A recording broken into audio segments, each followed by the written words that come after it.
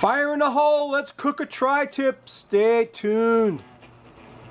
Hello and welcome once again to my backyard. Let me show you what we got going on here today. I've got in my pilon, which is Spanish for mortar and pestle. I've got a bunch of peppercorns, different colored peppercorns. Then we're going to mash them up a little bit. Not much. We want kind of a coarse grind on these. So we've got some coarsely ground peppercorns. That smells good already. Now, I'm not going to break them up too much. I want to leave some of them whole for presentation on the tri-tip. The other thing I'm going to put in there is some of this butcher block pepper. This is really coarsely ground black pepper. I'm going to put a good 2 tablespoons of that in there. Because this dish is all about the pepper. No salt in this. If you're watching your salt, this is the perfect dish for you. So let's get these peppercorns a little ground up in there. Now I'm going to put also some crushed red pepper. About a tablespoon of crushed red pepper in there. And that'll give it some flavor and some look, some color. Let me get that ground up. Let me get my tri-tip out here and we'll get this thing prepped up, so stay tuned. Okay, there's my little tri-tip. I got to talk a little bit about this tri-tip, but first I want to tell you that I got this recipe from my buddy Marcus at 0815 Barbecue. And in the description to this video, I'll put a link to his video so you can see what he did. He didn't use a tri-tip, he did a little bit differently, but that's where I got the idea.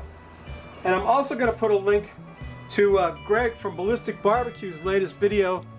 He just came out with a couple of weeks ago. He shows, he went to a butcher shop and shows a guy taking a tri-tip out of a steer's haunch.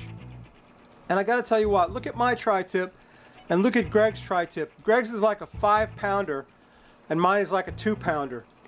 I got this at Trader Joe's. If you can't find tri-tip near where you live and you have a Trader Joe's, they almost always have them.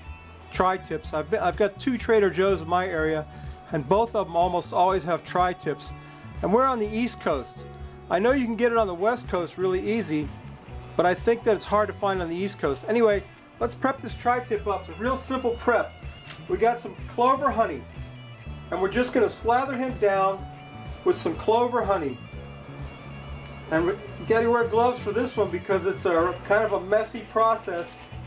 We're going to get this clover honey all over him, both sides. There you go. I want to get him honeyed down so I can take my gloves off and put the peppercorns on it because I don't want to touch the peppercorns with my nasty gloves. Let me get him flipped over and get some honey on the other side. Nothing but clover honey on there. And we're using that for the binder for this peppercorns. And it's also going to make a layer of flavor between the meat and the pepper. So now we got the honey on there. Let me get my gloves off. We don't need them anymore. Now we're going to take that pepper and sprinkle it on that tri-tip. Just like that. A heavy coat on both sides. Looks good enough to eat already, doesn't it? Oh man. Peppered steak is what it is. Peppered tri-tip. That's one side. I'm going to flip it over and do the other side. Then I'm going to put it on the grill on indirect heat until we get an internal temperature of about 125 degrees. Then we'll sear it and then we'll slice it and drink a beer and take a taste of this honey peppered tri-tip. So stay tuned. My honey pepper tri-tip is on the grill on indirect heat. We're going to let that cook till it gets to 125 internal.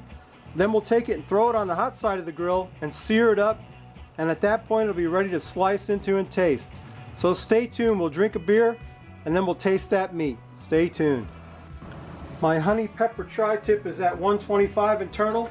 So now it's time to put the sear on it. I'm going to get it over here on the hot side of the grill and get a good sear on it. Get it flamed up good. Then we'll put it on the cutting board and let it rest. And while it's resting, we'll drink a beer and then we'll take a taste of this awesome looking meat. So stay tuned. Ladies and gentlemen, there's the Frosty Root Boy mug, and I've got a very strange beer for you today. This is from the Dew Claw Brewing Company. I know Jerry and Jimmy know all about that because that comes from where they live, Baltimore, Maryland. And it's called Dirty Little Freak. Let me tell you what's in it. It's ale brewed with vanilla beans and natural flavors. Vanilla beans and I think cinnamon and some other weird stuff. But I don't know if I'm going to like this or not. I know Victor Bitter just turned off his computer or his phone, whatever he watches on, because he knows he don't want no part of this. I don't blame you, Victor, but I got to try them, you know. I taste them so that you don't have to. I can't wait to see the color of this thing. Oh yeah, it's a dark ale. So I was expecting like a stout, but oh man, is that stuff foamy. Look at that. And I want you to notice I did not over foam. Notice that? I overfoamed last week, but that won't happen again. Fool me once, shame on you. Fool me twice, can't get fooled again. Put a little bit more of that in there. That's going to be a hard sell to get that beer in that mug. Even though it's cold, it's really foaming up big time. So I know that's the way Roll likes them, but this is that Dew Claw's Dirty Little Freak, which I don't know if I'm going to like it or not. It's got a real weird a blend of roasted malt, coconut, caramel, and chocolate. And also it says it has vanilla. So it's I don't know what to expect. It's kind of a dessert beer. Let's take a sniff of it, see what we can detect. You know, it smells like beer, to be honest with you. I can't detect any caramel or malt or anything. I didn't get much beer in that glass, but look at the froth on that shit. Anyway, sorry, I didn't mean to say that. Anyway, look at the froth on that stuff, I said. Anyway, let's quaff the froth off it, Roll. Look at the froth on that. It's nothing but froth. It's like a chocolate milkshake.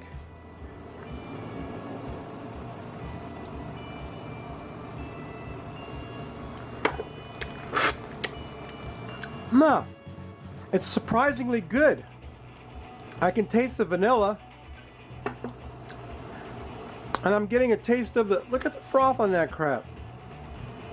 It's all froth and no beer. But it's not too bad. It'd be a good dessert beer, I think.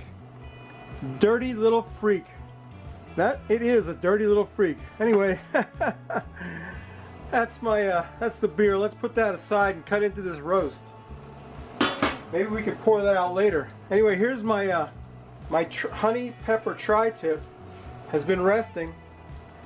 Now the grain on a tri-tip runs this way, so we're going to slice it. I should have brought a fork and I didn't. We're going to slice it this way. Oh yeah, look at that. You see, the thing about a tri-tip that I like is the people who want it well done, they can eat off of that end. And if you like it more rare, you just, as you cut into it, the rarer and rarer it gets. Like so. Yeah, look at that. There's a nice rare piece for you.